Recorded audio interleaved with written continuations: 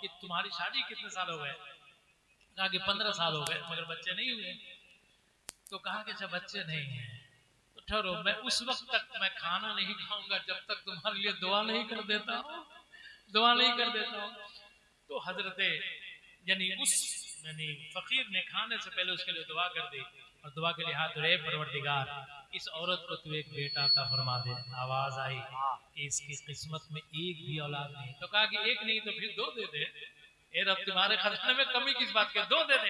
कहा कि 2 भी नहीं है। तो कहा 2 नहीं है तो 3 दे दे। आवाज आई 3 भी नहीं है। ए बंदा खुदा 3 भी नहीं है। कहा कि 3 नहीं है तो 4 दे दे। तो कहा कि 4 भी नहीं है। तो कहा कि 4 नहीं तो 5 दे दे। कहा कि 5 भी नहीं है। कहा कि 5 नहीं तो 6 दे दे। कहा कि 6 भी नहीं है। कहा कि 6 नहीं तो 7 दे दे। आवाज आई ए बंदे जा तुम्हारी दुआ हमने कबूल कर ली है और इस औरत को मैंने 7 बेटे अता कर दिए। सुभान अल्लाह। 7 बेटे अपने अपने वक्त में जब हुए उस खातून के, तो जानते हैं हजरत मूसा अलैहिस्सलाम तकरीबन 15 सालों के बाद जब उधर से गुजर रहे थे तो देखा कि पूरा घर मतलब उसका खुशहाल है, बच्चे कुछ खेल रहे हैं, कुछ पढ़ाई कर रहे हैं, है ना, कुछ मतलब यानी इधर उधर अपने काम में लगे हैं। तो हजरत मूसा अलैहिस्सलाम ने कहा अरे 15-16 साल पहले ये हम इधर से गुजरे थे तो इस औरत का कोई बच्चा ही नहीं था, आज ये इतने बच्चे इसके हैं कि इसके पास पड़ोस गए हैं। तो उसने हजरत मूसा अलैहिस्सलाम ठहरे और बुलाया उस खातून को, कहा कि खातून तुमने 15-16 साल पहले तुमने दुआ के लिए कहा था, बच्चे तुम्हारे पास नहीं थे, सब तुम्हारे बच्चे कहाँ? अल्हम्दुलिल्लाह ये सब मेरे ही बच्चे हैं। कहा कि तेरे बच्चे कहाँ से हो सकते? कहा कि नहीं मेरे ही बच्चे हैं। कहा कि मामला क्या है खातून बताओ? कहा कि ऐसा ऐसा एक फकीर आया था, ऐसा ऐसा एक फकीर आया था और उसने मेरे लिए दुआ कर दी है, यानी दुआ कबूल हो गई और मेरे साथ 7 बेटे हो गए। तो हजरत मूसा अलैहिस्सलाम को बड़ी हैरत आई, वो कोहे दूर पर पहुंचे और कहा परवरदिगार, बातें हो तो होती रहती तरफ से, कहा कि परवरदिगार हमने आज से यानी 15 साल पहले 15-16 साल तकरीबन पहले हमने तो तुझसे कहा था कि उस औरत को कोई बेटा नहीं है तो तू उसको एक बेटा अता फरमा दे। तो तूने कहा कि लौह महफूज मैंने लिखा ही नहीं है, लौह महफूज में है ही नहीं उसकी किस्मत में औलाद, इसलिए उसको औलाद नहीं हुई। तो फिर यानी तूने जब लौह महफूज में लिखी नहीं थी तो फिर कैसे उसको तुम्हें 7 बेटे दे दिए? अल्लाह पाक ने फरमाया मूसा तुम पूछने के लिए आए थे कि उसकी किस्मत में औलाद है कि नहीं, अभी तक उसको एक भी बच्चा नहीं हुआ उस खातून को, इसके नसीब में औलाद है कि नहीं, तकदीर में औलाद है कि नहीं। तो मैंने कहा कि इसकी किस्मत मैंने कोई औलाद नहीं लिखी है। तो तुम कंफर्मेशन चाहते थे, यानी मालूमात हासिल करना चाहते थे कि है कि नहीं नसीब में, तो मैंने बता दिया कि नहीं लिखी है इसलिए इसको औलाद नहीं हुई। लेकिन वो जो दीवाना था ना, वो जब मेरी बारगाह में हाथ उठाया तो उसने कहा हे परवरदिगार एक बेटा दे दे। मैंने कहा कि एक नहीं है, तो कहा कि 2 दे दे। कहा कि 2 नहीं है तो कहा 3 दे दे। ए मूसा तुमने उस वक्त मांगा नहीं था, पूछा था, अगर तुम मांगते तो हम तुम्हें भी अता कर देते और वो तुम्हारी दुआ से उसको औलाद हो जाती, मगर तुमने मांगा नहीं, पूछा था। मगर ये दीवाना तो ऐसा अकल हो गया कि मांगता था और मैं इनकार करता था, ये आगे बढ़ता था। तो मैंने कहा कि जब मैंने 7 बेटे दिए, ये दीवाना है क्या अगर 70 भी बच्चे दुआ के लिए कहता मैं 70 अता कर देता। इसलिए कि मेरे खजाने में कमी किस बात की है, मैं देने वाला हूँ, मैं तो कादिर हूँ जिसको चाहूँ जितनी औलाद अता कर दूं। ए मेरे प्यारे बुजुर्गों और दोस्तों, मैं कर रहा था, बता रहा था कि वहां पर एक अल्लाह के वली, चूंकि वो नबी के जमाने में थे, वो फकीर और वो दीवाना नबी नहीं था बल्कि नबी का उम्मती था। उस जमाने के उम्मती की शान ये थी कि जो 15 साल शादी के हो गए और यानी 25 या 30 साल में शादी हुई 45-50 बरस की उम्र में उसके बच्चे होने लगे। आप अंदाजा लगाएं वहां पर माँ और बाप दोनों थे, औलाद होने की का कोई टाइम नहीं था। 50 बरस में औलाद की सारी सलाहियतें खत्म हो जाती हैं। तो अक्सर बेशतर गालिबन तो 50 साल से ऊपर उस खातून की उम्र हो चुकी थी।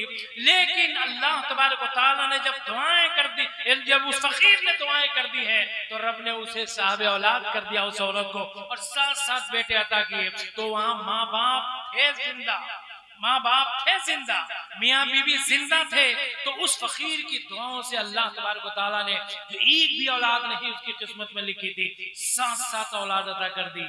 तो ये तो कमाल है जरूर, यानी ये मूसा अलैहिस्सलाम की उम्मती का कमाल जरूर है। लेकिन आओ मेरे और प्यारे नबी सल्लल्लाहु अलैहि वसल्लम की उम्मत का भी कमाल है। वहां पे माँ बाप से तो औलाद होती ही है, मियाँ बीवी से तो औलाद होती ही है, लेकिन एक खातून है जो हमेशा दही लेके जाती थी हजरत अबू अली शाह कलंदर के पास, और उसके बाद दही एक दिरहम निकालते और उसको अता कर देते थे, और उसके बाद वो रोजाना आती, एक दिरहम मुसल्ले से उठाते उसको दे देते, वो दही देती और उसके बाद चली जाती। कई साल गुजर गए, दही हजरत को खाते खाते अबू अली शाह कलंदर को और उस खातून को दही देते हुए एक रोज ऐसा हुआ कि इन्होंने एक दिरहम निकाल के दिया तो कहा कि ना बाबा आज हम पैसा नहीं लेंगे, बल्कि आज आपकी दुआ चाहिए। तो कहा कैसी दुआ? कहा कि अभी तक औलाद नहीं हुई और 20 साल मेरी शादी के हो गए, अभी तक कोई औलाद नहीं हुई, आप दुआ कर दे कि मैं औलाद वाली हो जाऊं। मेरे प्यारे बुजुर्गों दोस्तों, हजरत अबू अली शाह कलंदर ने कहा कि अच्छा 20 साल हो गए तुम्हारी औलाद नहीं हुई, और इस तरह की और कितनी औरतें हैं जिनकी औलाद नहीं हुई और 10, 15, 20 साल उनकी मतलब उम्र गुजर चुकी शादी की। तो कहा कि बहुत सारी औरतें हैं, तो कहा कि उन सब को लेके आना, उन सब को लेके आना, हम दुआ कर देंगे इंशाल्लाह औलाद हो जाएगी। चुनांचे जब तलाश करके लाई तो 10 औरतें उस पूरे शहर में ऐसी मिली जिनको मतलब 5 साल, 10 साल, 8 साल, 15 साल, 20 साल, 12 साल हो चुके थे और उसको औलाद नहीं, औलाद नहीं थी। तो हजरत अबू अली शाह कलंदर पान चबा रहे थे, तो पान की गुलेरी उन्होंने निकाली और थोड़ा थोड़ा सब औरतों को दिया कि इसको छबा जाओ, तुम सब औलाद हो जाओगे। तो सारी 10 औरतों ने पान की गुलेरी के थोड़े थोड़े टुकड़े लिए, तो यानी सबों ने चबा ली, मगर एक खातून जो थी वो थोड़ी सी नफासत पसंद थी। उसने कहा कि एक फकीर के मुंह का लुआब इसमें लगा हुआ है और उसके मुंह का थूक इसमें लगा हुआ है और उसके मुंह का उगाल है।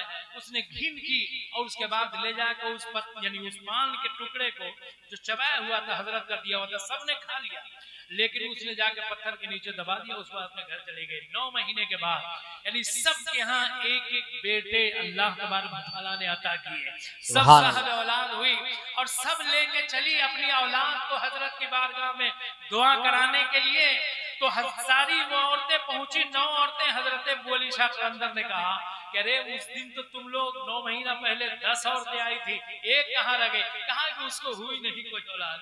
कहा कि नहीं, कैसे नहीं? कहा कि उसकी किस्मत में नहीं थी। हजरत फरमाते किस्मत में तो तुम लोगों को भी नहीं थी, तुम लोगों को भी नहीं थी, वरना 20 साल, 15 साल, 18 साल हो गए थे, तुम लोग को होना चाहिए, तुम लोगों को नहीं हुई, यानी इसलिए कि किस्मत में थी ही नहीं।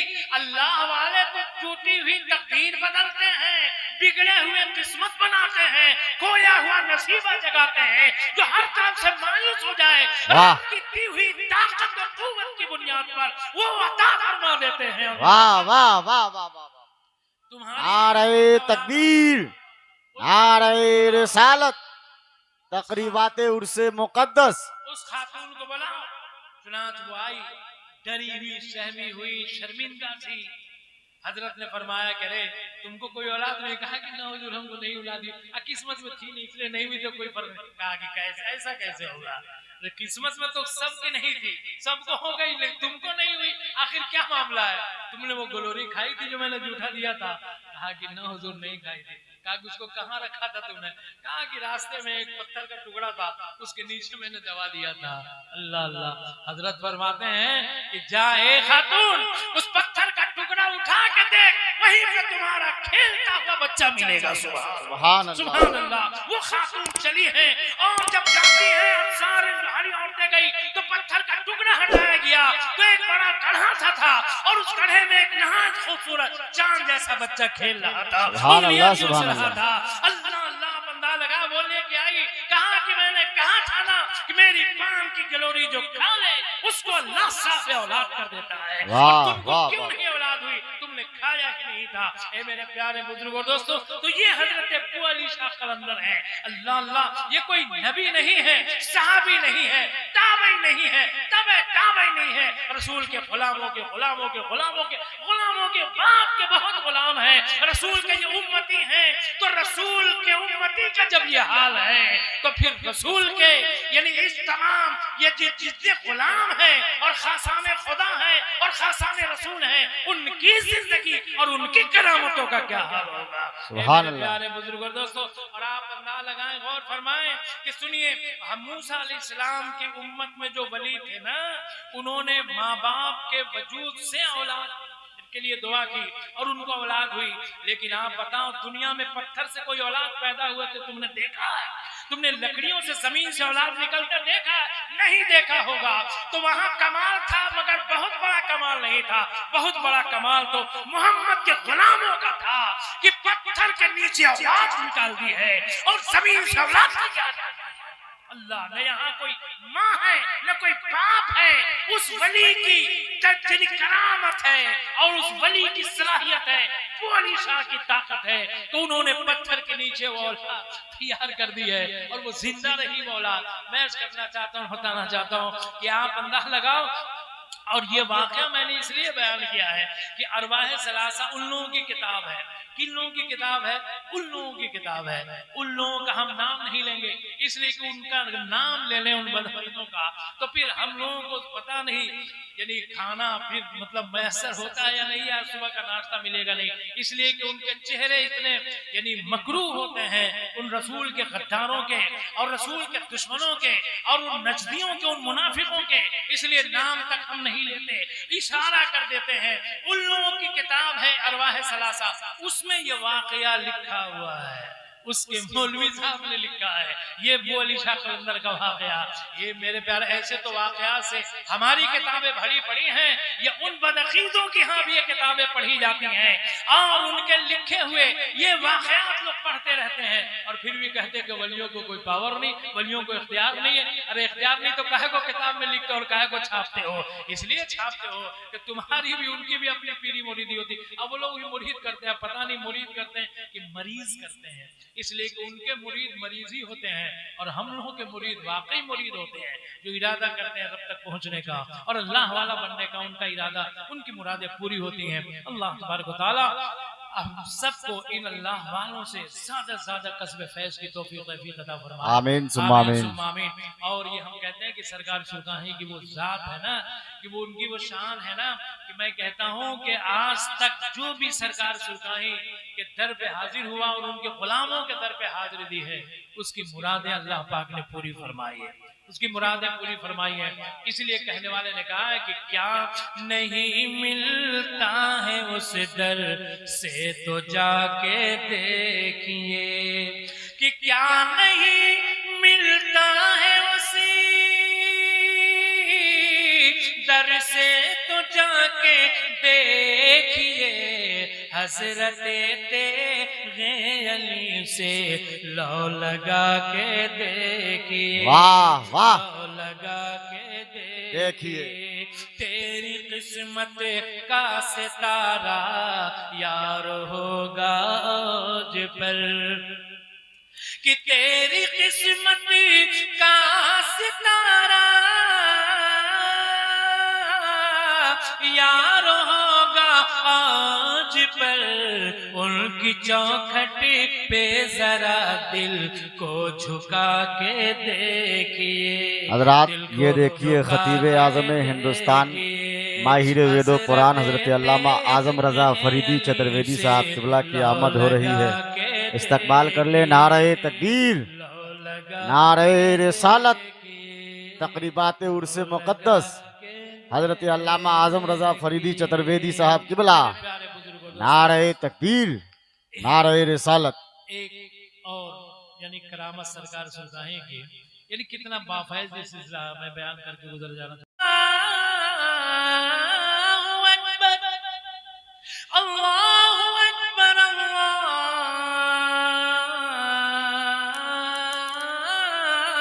अकबर। सरकार ने फरमाया अपने मुरीदों से घर जहाँ जाना है ना क़यामगाह पे, बाद में चलेंगे, पहले नमाज पढ़ लेते हैं। सरकार सुल्तानी मतलब यानी कोशिश करते थे कि पहले गांव की मस्जिद में जाएं और नमाज पढ़ें और उसके बाद फिर घर वालों के पास जाएं। इसलिए कि सफर में कुछ न कुछ नमाजें छूट चुकी होती, अक्सर छूटती भी नहीं थी, मगर कोई ऐसी सवारी मिल जाती थी तो उसको कज़ा करना पड़ता, तो पहले नमाज पढ़ते। मेरे प्यारे बुजुर्ग दोस्तों, सरकार मस्जिद में गए नमाज पढ़े, और नमाज पढ़ के जब निकले तो सरकार सुनाई का थोड़ा सा लंबा कुर्ता इतना बड़ा होता था। आप लोगों ने जो बूढ़े लोग हैं, बुजुर्ग लोग हैं, पुराने लोग हैं, वो सब जानते हैं कि सरकार सुनाई का जो कुर्ता शरीफ होता था ना, वो लंबा होता था।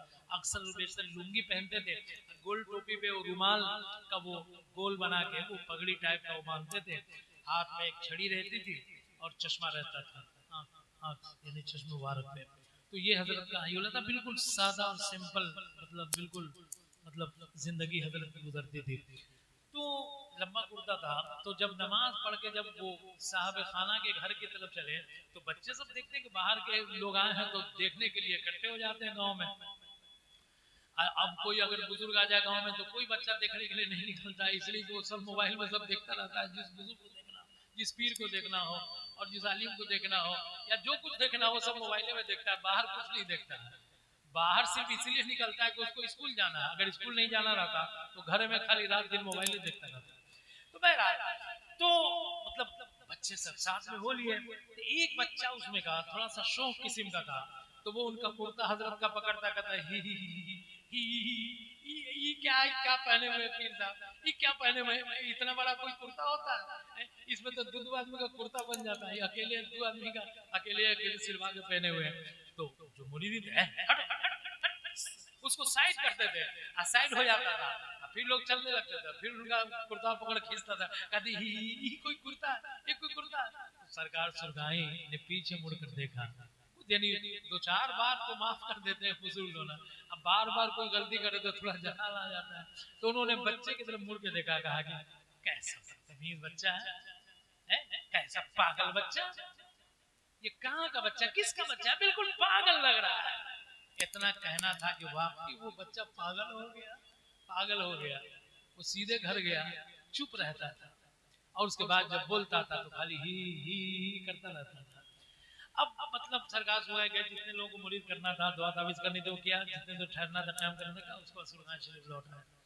लेकिन वो बच्चा उस दिन से पागल हो गया, चुप रहता था, और जब बोलता था तो खाली ही करता था। कोई कहता था कि बाबू खाना खाए हो तो ही, तो कहा कि आज तुम स्कूल नहीं गए थे, तो मतलब यानी अजीब उसकी कैफियत थी, पागलपन की कैफियत हो गई। तो उसको मतलब वहाँ के साहब सरवत उस बस्ती के, तो उसने मतलब जाके मुजफ्फरपुर दिखाया, फिर वहाँ से ठीक नहीं हुआ तो फिर वो मतलब पटना ले गए। और उस वक्त मतलब स्टीमर चलता था, उस वक्त पटना का पुल था नहीं, बड़ी मुश्किलों से लोग दिन भर जाने ही में पटना लग जाता था। तो मतलब वहां गए, वहां से भी ठीक नहीं हुआ, फिर उसको आगरा ले जाया गया, रांची ले जाया गया, कहीं से ठीक नहीं हुआ। यहाँ तक कि देखते देखते उस बच्चे की उम्र उस वक्त की 8-9 साल, जब वो पागल हजरत ने घोषित किया था। अब जब शादी की उम्र हुई और वो एक ही लड़का था उसका, मतलब उस यानी साहब सरवत का जो गांव के बड़े यानी गणमान्य व्यक्ति थे, तो उनका एक ही बेटा था। तो वो परेशान थे कि इतनी प्रॉपर्टी कौन संभालेगा, बच्चा पागल है, ठीक नहीं हो रहा है। तो परेशान रहता, सोचा कि अब ठीक नहीं हो रहा, पढ़ा लिखा तो नहीं, इसलिए कि उसको लोग ले गए स्कूल में दाखिला कराने की भाई कम से कम पढ़ ले, कुछ लिख ले। तो हेड मास्टर के पास ले गए, तो हेड मास्टर ने कहा कि बाबू कुछ जानते हो, तो ही कहा कि अच्छा ABCD आती है, तो ही कहा क ख ग आता है, कहा ही कहा कि अली बेते से आता है, कहा कि ही कहा गिनती आती है, कहा कि ही।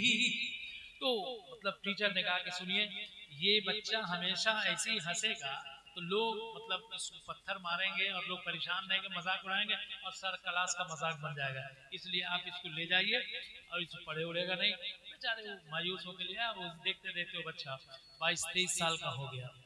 अब वो उसको फिक्र हुई घर वाले को, उसके बाप को कि इसकी शादी कर देनी है। तो एक से एक मुतमव्वल आदमी थे, खुशहाल आदमी थे, तो एक से एक रिश्ते आने लगे। तो रिश्ता वाला जब आता है लड़की वाला तो नाम पूछता है कि बाप का नाम क्या है, बाबू आपका नाम क्या है, कितना पढ़े लिखे हो। तो उसने आने वाला जब पूछता था कि बाबू आपका नाम क्या है, तो कहा ही। तो कहा कि अच्छा आपके अब्बा का नाम क्या है, तो कहा ही। तो कहा कि आप पढ़े कितना है, तो ही। तो करते क्या है, तो ही। बेटी वाले ने कहा कि सुनिए, आप ऐसा कीजिए कि इसकी शादी मत की, इसलिए कि इसकी शादी अगर अपनी बेटी के साथ हम कर देंगे तो हर बात में ही करता है, शादी हो जाएगी तो जिंदगी भर मेरी बेटी हु करेगी, हु करेगी। इसलिए कि ये पागल है आपका बेटा, मेरी बेटी को ही पगली बना देगा, इसलिए इसकी शादी का ख्याल छोड़ दीजिए। वो बेचारे परेशान हो गए, इसलिए कि वो अंसारी बिरादरी में था, अंसारी बिरादरी का लड़ झगड़ लत्ती की तरह लड़ता रहता, कहीं ना कहीं उसका कोई ना कोई लत्ती पहुंचा रहता है। अब वो पूरी बिरादरी में, पूरे वैशाली मुजफ्फरपुर में मशहूर हो गई ये बात कि फलाना साहब के यहाँ रिश्ता मत करोगे, उसके यहाँ पागल लड़का है और खाली ही करता है, तू बेटी को हु करा देगा, जिंदगी भर वो दर्द सहती रहेगी, इसलिए मत। बेचारा कोई रिश्ते ही नहीं आता था, वो परेशान थे।